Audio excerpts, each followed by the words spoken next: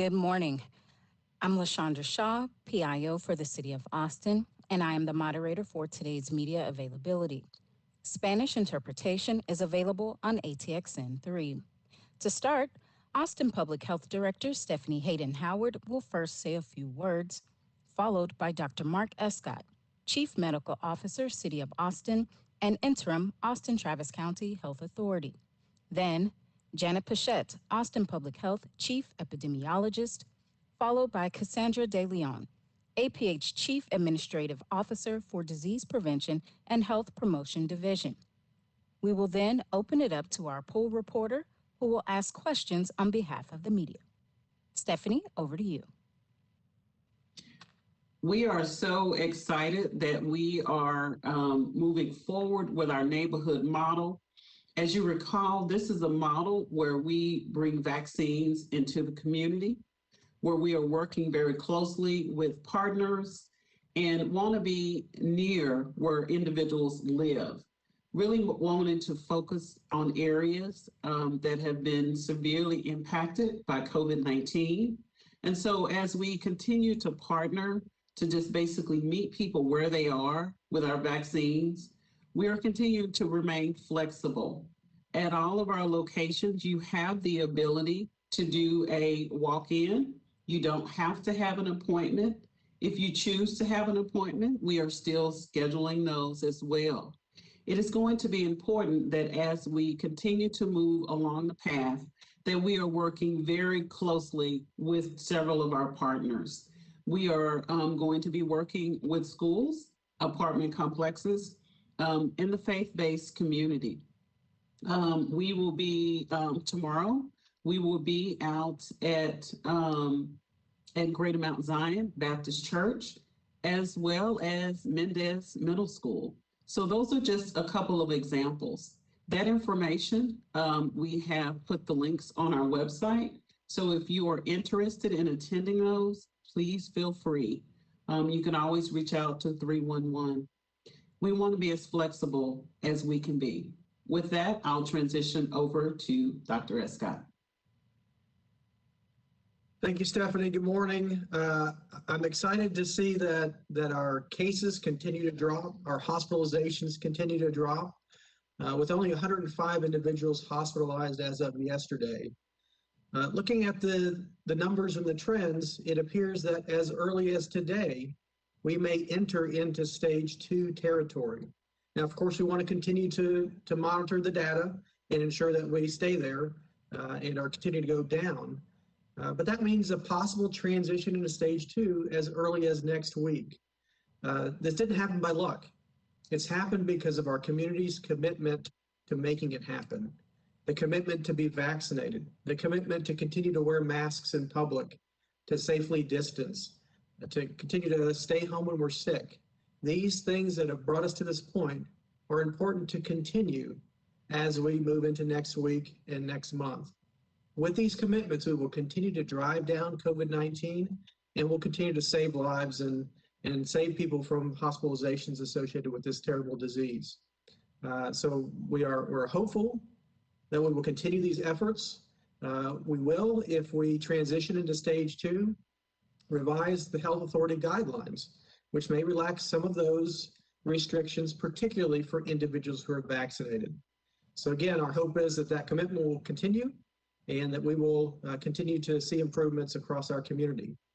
I do want to mention that for the last 7 days, 85% of the new COVID cases have been in individuals less than 50 years old, which tells me that we have to work harder to get individuals under 50 years old vaccinated. That's where the transmission is happening, and I would strongly encourage folks of all ages who are eligible now to get vaccinated, but particularly those younger individuals where we're seeing the disease transmission continue. With that, I will turn it over to Janet Pichette. Good morning, everyone. As Dr. Escott has mentioned, our cases are plateauing, and what we've seen a 50% drop in cases from the point of time where we were last week, which is good for us. However, our role in epidemiology for Austin Public Health is beginning to transition, and our focus is starting to become investigating those variant cases that are circulating in our community, as well as we're spending a lot of time beginning to track vaccine breakthroughs and reinfections. We continue to hope to investigate that so that we can figure out where those cases may have traveled to, what kind of exposure they've had, who they may have interacted with. So there will be a lot of work investigating those types of cases.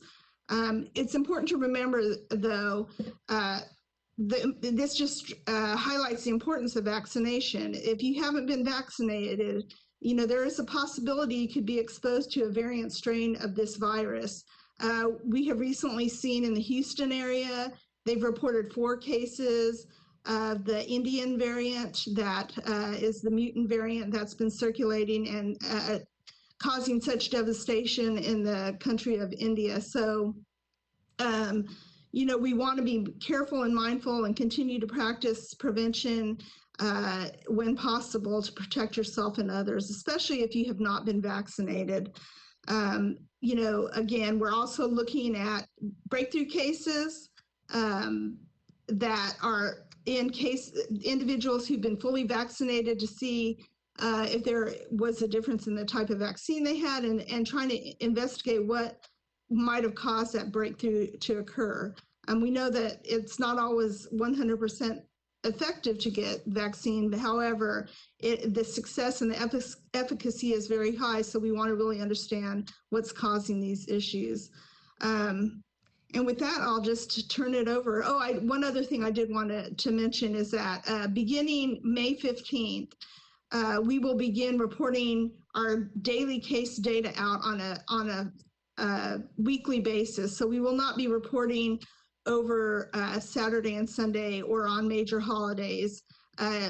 The EPI staff are going to be getting a much needed break after 14 months of pretty much working every single day, including holidays. So we'll be reporting out Monday through Friday, and then we'll have a new update beginning on Monday. So we'll be reporting those cases out, but that change takes effect May 15th. And I'll turn it over to Cassie DeLeon. Yes, good morning. Thank you, Janet. And definitely want to reiterate the importance of getting vaccine that many of my colleagues have already mentioned. And also want to really talk about that we're really excited that there's a lot of vaccine supply in our community from a lot of different outlets. And so you have a lot of choices where you want to get your vaccine. From Austin Public Health specifically, we are currently opening up all of our vaccine sites for anyone who needs to walk up and get a vaccine. You don't need to worry about trying to schedule an appointment, trying to register. All of that can be done on site, and you can easily get your vaccine. I want to note that our Tony Berger Center is a drive-through site, and it is available for walk-ups, as well as the Delco Center is allowing for walk-ups. We do encourage that you call 311 to ensure that if you're planning to get your vaccine, you verify the times and locations of where you can get vaccine from Austin Public Health. But note that we are providing vaccine within the community on Tuesdays through Saturdays. So any one of those days, you should be able to get a vaccine in a walk-up location. Also note that Austin Public Health is trying to reduce any and all barriers, in addition to the kind of community-based outreach that we're doing at those major big sites that we're providing vaccine at. You don't have to have an ID. You don't have to bring proof of insurance. You don't have to bring anything other than just come and get your vaccine. And there is no cost. So we really want to encourage everyone just to come out and get vaccinated. If you're looking to get your second dose and you're having difficulty, no worries there. If you're at that 28-day, you can walk up to any site and get your vaccine from Austin Public Health. Again, we do encourage that you contact 311 and get information about where you can get vaccinated and what the hours are, so that you can ensure that you can maximize your time and take care of that. Again, we're trying to offer as little barrier as possible. We want everyone to get the vaccine because there's so much available. There really is no barrier and there's no excuses. Now everyone can get access. Everyone can protect themselves, protect their family, and protect their community. So encourage everyone, get vaccinated, encourage your friends, your family, and anyone you come into contact with. This is the best thing we can do to tamp down this disease and get back to a life where we don't have to worry about this COVID situation. And with that, I'll open us up for questions. And it is free, correct, Cassie? This service that we provide to the community, it's free, and I think that's absolutely. It is free. There is no cost to anyone coming to one of our clinics. Thank you, Cassie. All right, at this time, we will now open up questions to our pool reporter, Sally Hernandez from KXAN. Sally? Thank you. Thank you for letting us ask you these questions. First question comes from us here at KXAN. Can you detail how you would like to see APH give incentives to people to encourage them to get the shot, whether it's the first shot or the second shot? We are engaging with businesses and grassroots service providers, having those conversations about what potential incentives would look like. One of the things that we know is that it is important for us to continue in those relationships that we have established and be able to kind of look at this more holistically.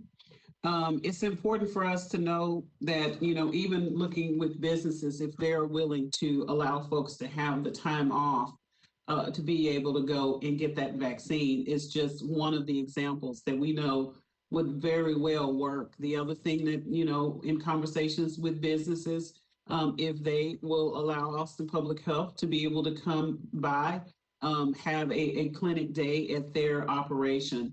And so, and then allowing folks to come whenever they can, not using their break time or their lunch time. And so we are continuing those conversations about incentives. Well, also, just mention that when we think about incentives, we're not just talking about monetary incentives. We're talking about non-monetary incentives as well. And what I mean by that is increased freedoms or relaxations for those who've been fully vaccinated. And that's certainly something that we're looking at from the policy side as well. When we look at revising the health authority rules, some of those revisions will allow for more flexibility for employers to allow non-masking for individuals who are fully vaccinated. But certainly there are other ways to incentivize that don't involve money. And we're certainly encouraging, as Director Hayden Howard said, we're encouraging those businesses, those business owners to think about how they might provide some incentive to ensure that their employees get vaccinated.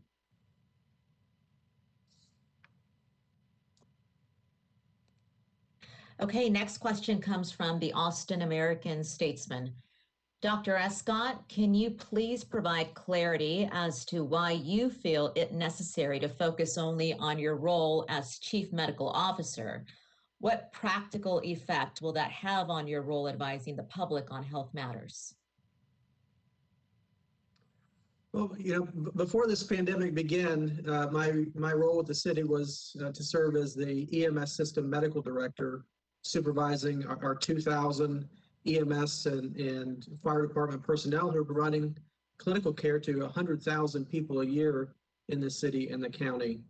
The Chief Medical Officer additions also have me providing oversight over the other clinical services within the city of Austin. So, we have a real opportunity here with this new role to provide better strategic alignment between city and county services, between departments within the city, but also really strengthen those relationships that have been built over the past year and a half with our other stakeholders in the community, our major healthcare systems, community care, integral care, central health, and others, so that we can identify opportunities to improve those services, those clinical services, particularly when we are looking forward at the recovery phase of this pandemic. Those clinical services are going to be critical, particularly for those individuals who have lost jobs, lost health insurance benefits, to ensure that they have an affordable way to access those healthcare services. One thing I would also add is that with Dr. Escott, we're very grateful for the time that he has spent with us at Austin Public Health. As we onboard the other health authority, he will continue to work with that individual. And as he stated, other clinical professionals across the city, we feel like that this elevated role definitely moves us to the next level as the city of Austin. The established relationships that we have made during this process with the pandemic, we want to be able to continue those relationships. We want to be able to really be able to look at from start to finish. Austin Public Health is concerned about the prevention aspects of work, as others are looking more so at the clinical aspects. So when we pull together the work that EMS and fire are doing, as well as public health, that synergy is going to be really great. It's going to take us to the next level. But when we also think about the major healthcare providers that have been at the table throughout this pandemic, there are so many other things that we will be able to do as a city and a county. So this is a huge plus for us with the elevation for him in that chief medical officer role. Okay, thank you. Next question is from Community Impact. Are there any plans to wind down operations at mass vaccination clinics to focus more on targeted outreach efforts and the neighborhood model? Yeah, I'll jump in. We definitely are assessing the uptake at the mass vaccine clinics at our Tony Berger Center location and at the Delco Center. We know that that's provided a significant resource for the community. Then there's a lot of factors that are needing us to think about switching our model and increasing the community-based outreach and reducing those mass locations. One, those locations were generously provided by AISD, and they need to get back to using those locations for specific use that the school district needs. And so that's one piece, but also we have a lot of resources are required to stand up those mass vaccine clinics. And we're seeing that people really need to have some other options to access vaccine. And so we're seeing an important time to pivot to really supply some of our efforts that we've been pushing into mass vaccine clinics into more of these community-based efforts to really reach people where they're at. So we are working through the month of May to transition from those mass vaccine clinics and making sure that we still have enough capacity in the community to meet those mass needs, but transition more into that community-based model and ensuring that we have enough of standing locations for people on a daily basis to be able to reach and get vaccine every day, but also working to make sure we have a presence in any place and every place that there's a need and a want to provide vaccine. And so that's what we're working to do, is try to shift those resources so that we can meet anyone where they're at and make sure that there is, again, no excuse for people to not get their vaccine, and that we've reduced any and all barriers to receiving vaccine.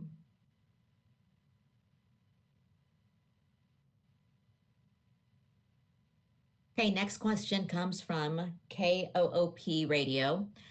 It is almost 6 months since the first phase 1A vaccinations. Has APH been testing for antibodies in this group to determine the efficacy of the vaccine over time? I'm happy to take that one.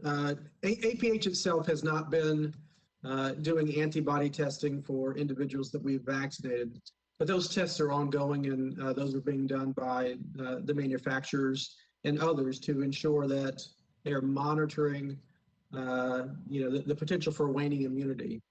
So we'll look forward to continue to monitor that data through those entities. We do expect at some stage that there'll be waning efficacy, which will determine when and if booster shots are needed. Our big concern right now is the introduction of new variants, which may threaten the vaccine efficacy and may require reformulation of booster shots, similar to what we do for flu.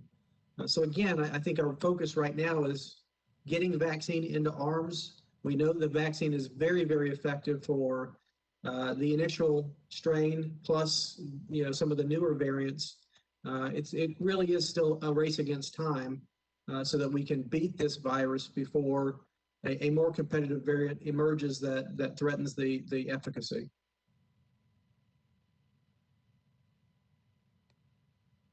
Thank you. Next question comes from CBS Austin. How do you expect vaccine distribution to be handled for 12 to 15-year-olds in the Austin area? And do you think there will be delays in getting appointments like there was when appointments opened up for adults? I'm happy to start. We have more than 100 providers that can provide shots to these young people. We know that there's about 60,000 or so individuals in our community in that 12 to 15-year-old range. So it's not a huge increase of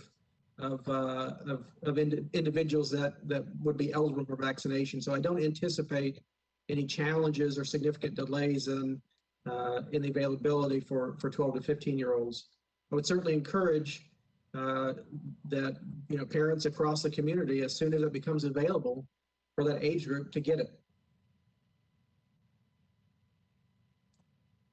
I'd like to just add in, there are a lot of providers that are providing the Pfizer vaccine. This is an opportunity to, again, talk with your provider and make this a special time for if your family hasn't been vaccinated, for you and your child, for the entire family to get your vaccine. This can be a really important step, and adults can be the role models for their kids and get the vaccine all together. So check out where there is Pfizer available. It's our understanding that the vaccine that is currently being provided is the same vaccine that will be provided for the 12 to 15-year-old age group. And so really start planning your vaccine for your family and identify where you'd like to get those vaccines done. And reach out to your own local healthcare provider to get advice on what they recommend and seek out those options.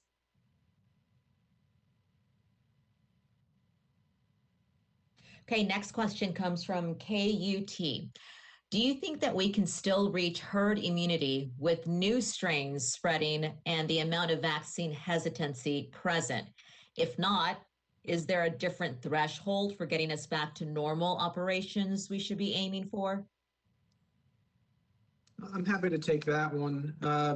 The issue is, can we reach herd immunity as a state?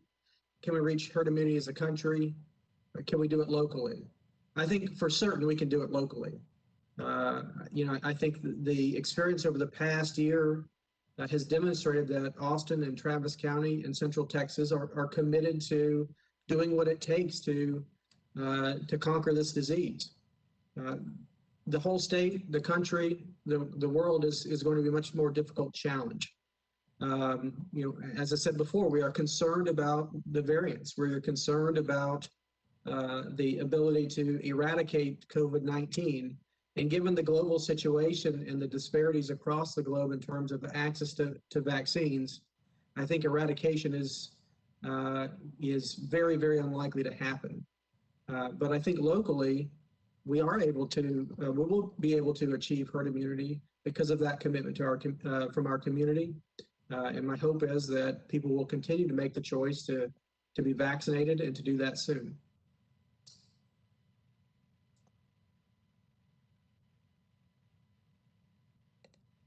Okay, next question comes from KView. Do you have any advice for parents who are on the fence about getting their kids 12 to 15 years old the vaccine once it is available?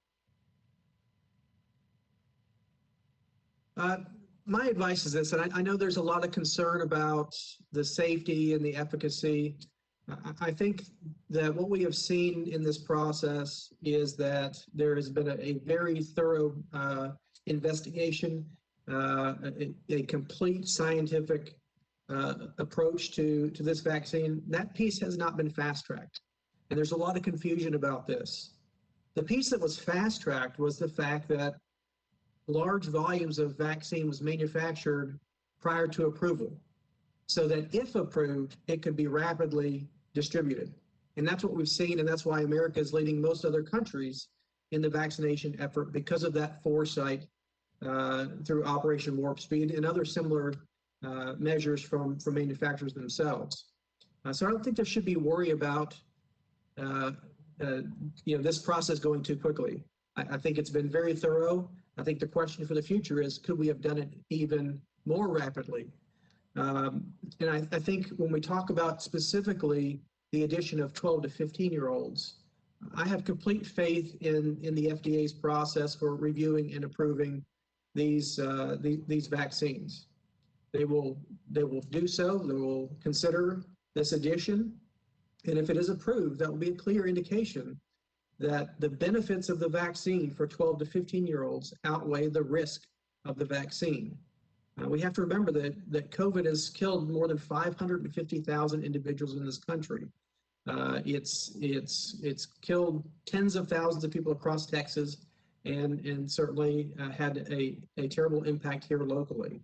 I think it's up to all of us to take the vaccine when it becomes available for us, so that we can reach a better place, we can save lives, and hopefully get back to normal again.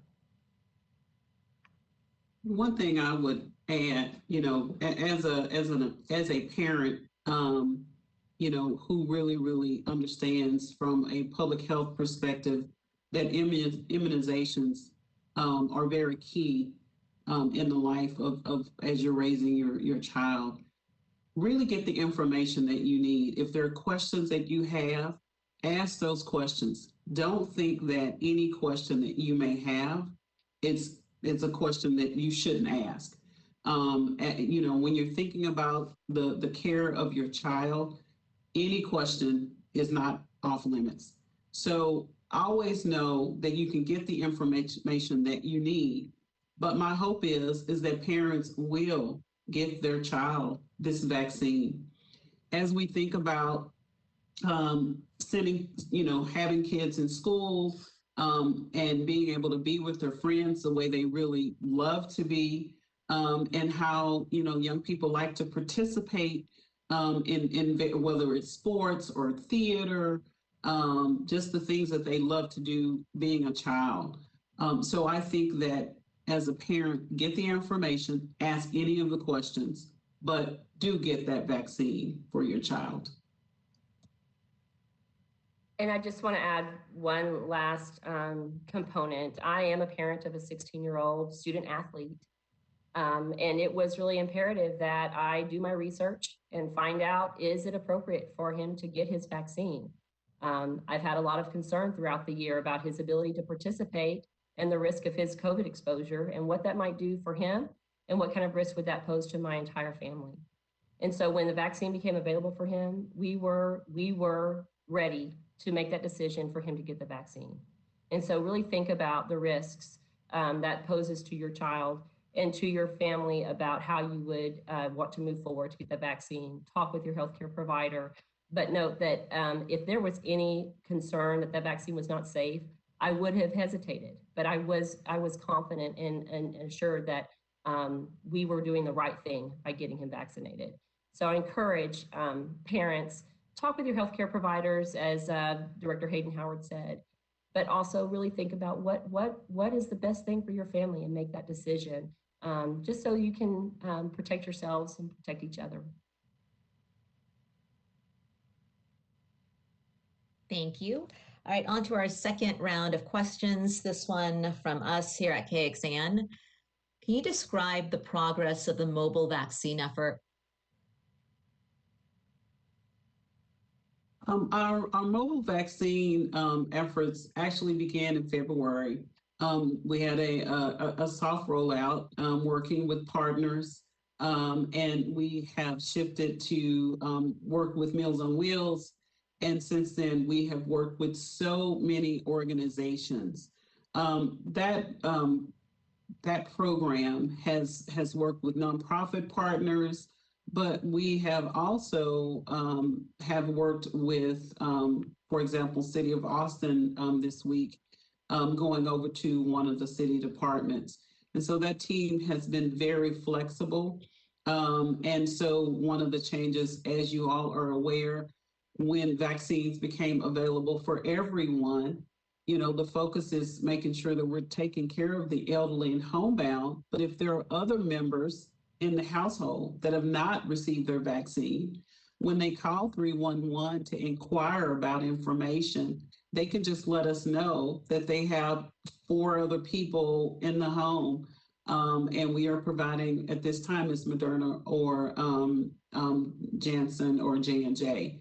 So it is so important for us to continue to use that team to just be mobile in our community and go where people are, continue to work with partners, but also folks that are not connected to any other type of service, by them just calling 311 and our team will schedule and come over. The other thing that the team has done is that they provide education. Sometimes some folks are very nervous. We've noticed that some folks have a lot of anxiety about getting the vaccine. And so our team are able to really talk with them and explain and answer any questions that they have. And then they spend that additional time with them as they are just monitoring them and making sure that they're okay. So we will continue to use that team and be in apartment complexes and just other smaller settings, but we'll continue to be able to go to homes as well. Thank you. Next question is from the Austin American-Statesman. The new APH risk-based guidelines appear to conflict with past statements about fully vaccinated individuals and how they can gather in groups. Just to be clear, can fully vaccinated individuals gather in private groups with partially vaccinated and non-vaccinated individuals indoors without wearing a mask? I'll repeat that if you need me to. No, I got it. Thank you, Sally. People who are vaccinated certainly have more freedom to go maskless than those who are only partially vaccinated or unvaccinated. So yes, individuals who are vaccinated can go maskless in situations like that. Again, part of the risk analysis is who else is in that group. So anytime one of those individuals who's unvaccinated is somebody who's at high risk for severe disease, it's important for those individuals who are, even those who are vaccinated, to consider wearing a mask in that circumstance. While the vaccines are very, very good, they are not 100% protective. So in that sort of circumstance, high-risk person who is unvaccinated, there needs to be a strong consideration to continue to wear masks around that person because of that risk, and to also encourage that individual to get their vaccine.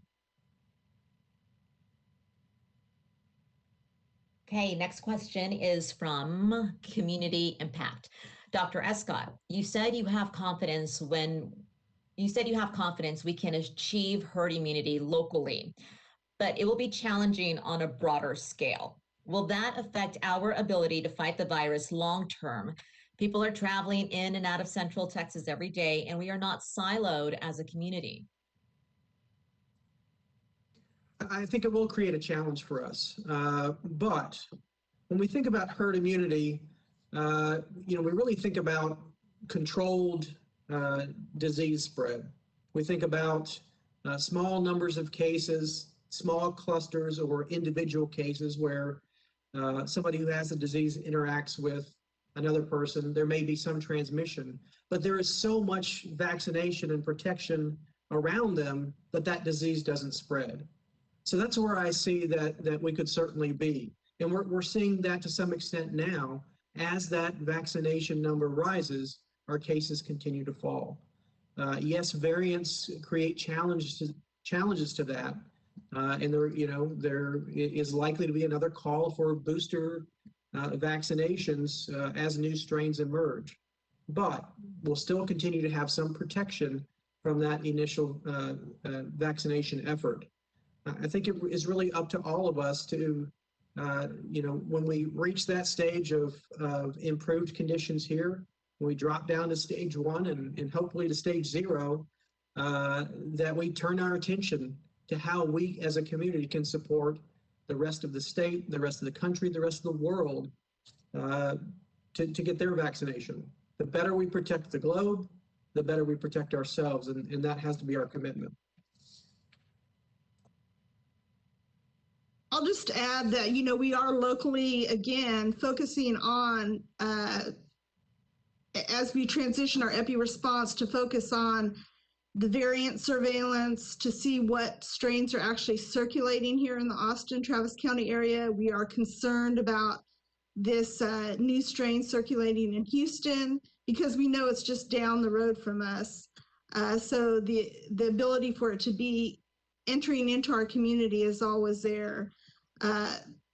We're looking at vaccine breakthrough cases, cases of reinfection, just to try to see if we can, gain additional information and knowledge about what those factors are that make people more at risk for those types of breakthroughs or reinfections. But again, the best thing you can do as a community member is to make sure you're vaccinated, because that will, place you in an advantage from those that are not unvaccinated. Especially, it gives you some level of protection against potential variant strains that might be circulating. And once we become vaccinated, it'll be better for us in general. Let me just add one other thing on that. Remember that vaccination is not just to protect from transmission of disease. It's even better at preventing hospitalization and death from disease. So again, if we reach a stage where we have people who are getting mild illness but not ending up hospitalized or dying from it, that's a success also. And even as we see these variants emerge, we may find that people will get the infection, but they'll have a less acute course. And that's almost as good, and certainly that's going to impact our hospitalizations, our deaths, and certainly has the potential to save lives. That's again why it's critical that folks get their vaccination as soon as possible. Okay, KOOP Radio is asking, how well is APH's outreach program doing to get the vaccine to those who cannot get to it? The department has 7 agreements with nonprofit providers that are working throughout Travis County. One of the things is that we are also going to be working with United Way. United Way also has awarded about 15 contracts to nonprofit providers. Now they're going to be working regionally. However, since they will have several that are focused in providing outreach and education in Travis County, we are pulling all of those folks in together. They will be able to share information with each other. Created a Dropbox where they can, share information that has really helped and been successful, so it's more uniform. The other thing is just making sure that there are no gaps in the community.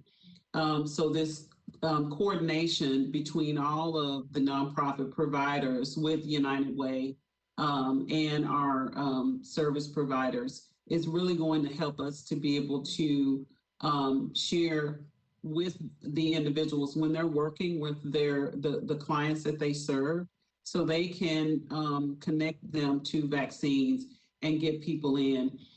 So whether it's they're doing the walk-in where they are telling them exactly where to go, or they are doing the one-on-one conversations. Several of the partners are going door to door, having those conversations with folks trying to get them signed up and connected to a vaccine. And so we know that there may be instances where there will have to be several conversations with an individual before they are ready. But we want to make sure that they have all of the updated information about how they can connect that individual to the vaccine. I just want to add in, we're also working on a lot of other strategies as well to try to really focus messages to specific populations that have been disproportionately affected by COVID-19, including the outreach teams that are on the ground. That's important, grassroots efforts to try to connect people to vaccine, but also with focused texting, just to let people know, like, hey, there's a vaccine location available in your neighborhood. There's a lot of strategies that we're leveraging. And as Stephanie said, it requires multiple times to tell people there's vaccine available, to make sure that we have that message ready and out there. So when people come to that space, that they're ready to get the vaccine, that they have the information readily available. So we're working on a lot of different strategies, from mass media to the on the ground outreach. There's just a lot of ways that we need to make sure that those tools we're using to get all of those things to everyone in the community so they know where they can get their vaccine. Thank you. Next question comes from CBS Austin. What percentage of people who are not vaccinated do you think will be incentivized by a gift card, time off from work, etc.?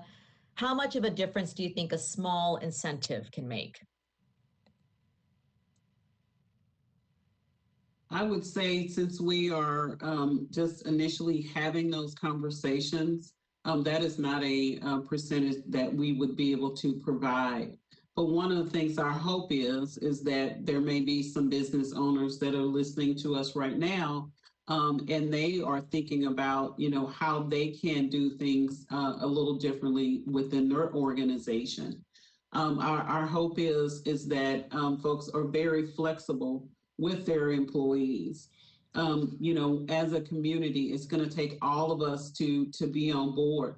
Even asking business owners, if they are even willing just to come forward to say, I'm willing to offer this coupon for an individual that may come in, either with their card or with their sticker. We have a marketing strategy where we're providing a sticker to individuals that have received their vaccine. And our hope is that maybe some of the businesses would offer some type of small, whether it's a, taco or a drink or, or something else to an individual, or even a coupon off of their purchase. So my hope is that others are listening and that they are thinking about ways of how they can contribute to help Austin be a healthier place and incentivize folks coming into their businesses that they know that have received their vaccine.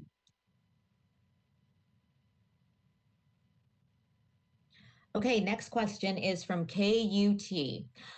Austin has named a new health authority, Dr. Demar Walks. Austin Public Health Director Stephanie Hayden Howard is also transitioning to a new role within the city.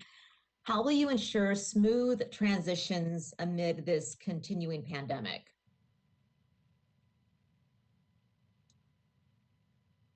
I think one of the things to keep in mind is Dr. Escott and I will both remain City of Austin employees. And so that in itself should definitely ease the mind of individuals that may be concerned. I think one of the things is that being able to have other individuals to come into this space that have the experience, that have done very well in their career paths is definitely a benefit to the city of Austin. As we continue to transition, I will continue to be around. Health is one of the areas that I will oversee. And so I will definitely continue to be involved with things that are going on as we start to transition. And let me add on to that. I've come to know Dr. Desmar Walks over the past year since she has been the health authority for Bastrop County. we've collaborated on a number of issues over the year, and I've been very impressed with her, with her capabilities, with her passion, with her drive, and I think we'll be well served by her. I look forward to continuing to work with her in our both new roles.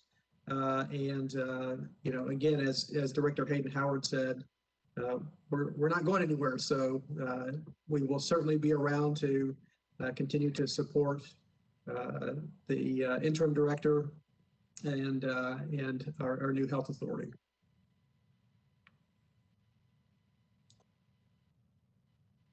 Okay, y'all, we're up to our last question from KView. Roughly, how long would it take for Pfizer to be approved for full FDA approval for the COVID vaccine? And do you think it would make hesitant people more willing to take it? I'm happy to take that one. We know that they've submitted the application to transition from EUA to full approval. That may happen in the next month or so. We'll have to wait to see if that gets scheduled and when that will be deliberated.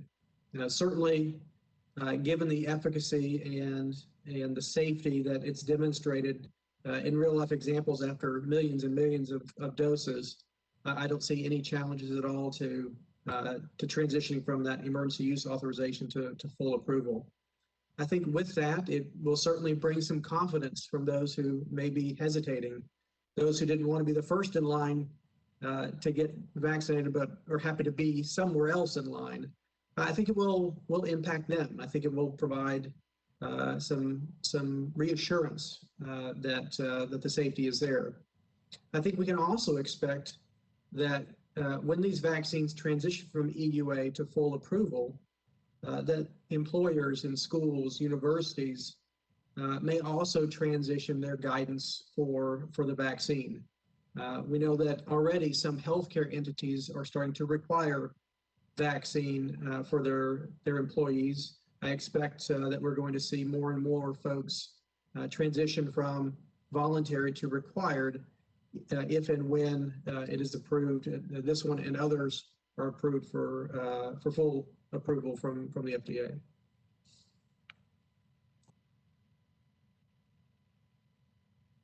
Thank you, Dr. Escott. At this time, we will now transition into our closing remarks. But as a team, we would also like to say we thank you, Dr. Escott and Stephanie, for your leadership during this time, and we wish you luck. Over to you, Stephanie. Oh, thank you very much. We are very excited about the transition to Assistant City Manager. As most of you have known, I've been with the city for 20 years, and I've spent the majority of my career in the health department. And so working very closely throughout this year, I think has really, really made us all stronger. The department is stronger, the relationships that we have within the city, but then outside of the city have been strengthened. And so we are really excited of where we are, but we're excited about where we're going to go. And so as we move along, we know things will be left in great hands. Assistant Director Adrian Stirrup will transition effective May 10th. I will continue to work very closely with the health department. I think that being in the Assistant City Manager role will allow me to continue to have further conversations with the city manager, but the entire city management team. And so the importance of public health has really, really shown. And so for our community, more people know what public health is, more people know what epidemiology is. And so I am very excited about where we are as a community. We still have more people to get the vaccine, and we still have lessons to learn. So over the years, we've had some tried and true lessons that have kept us safe during this time. And we will continue to come together as a community. We are stronger together. With that, I'll transition over to Dr. Escott. Thank you, Stephanie. And I just want to say it's certainly been a pleasure to have the opportunity to work closely with Director Hayden Howard, now Assistant City Manager Hayden Howard. I've learned a lot from her, and I look forward to continuing to work with her in our new roles. And also supporting, as she said, Interim Director Stirrup and Dr. Walks in their new positions. We've built a strong team. We have a strong team. We have very talented and passionate people working for the City of Austin, for Travis County, and certainly throughout the community. And that is what has led us to where we are, and that is a city that has weathered this storm better than all others in Texas, and certainly most in the United States. So again, we have more work to do. 85% of our new cases in the past week are from individuals less than age 50. We're doing great work in our vaccination effort. We have more work to do. We need people to continue to show up, to roll up their sleeves, and to get their shots so that we can push past COVID-19 response piece and turn to recovery. We know recovery will be long and will be challenging, but we are certainly up to the challenge. And if we continue to band together as a community, we will get through it together. With that, I'll turn it over to Janet Pichette. Thanks. And I'd like to also thank Director Hayden Howard, or our Assistant City Manager Hayden Howard, and Dr. Escott for their leadership over the last 14 or 15 months. It's been incredible to have their support and leadership at the helm here at Austin Public Health, and to respond. There have been some tough battles we fought along the way, so I've appreciated their support and leadership as we've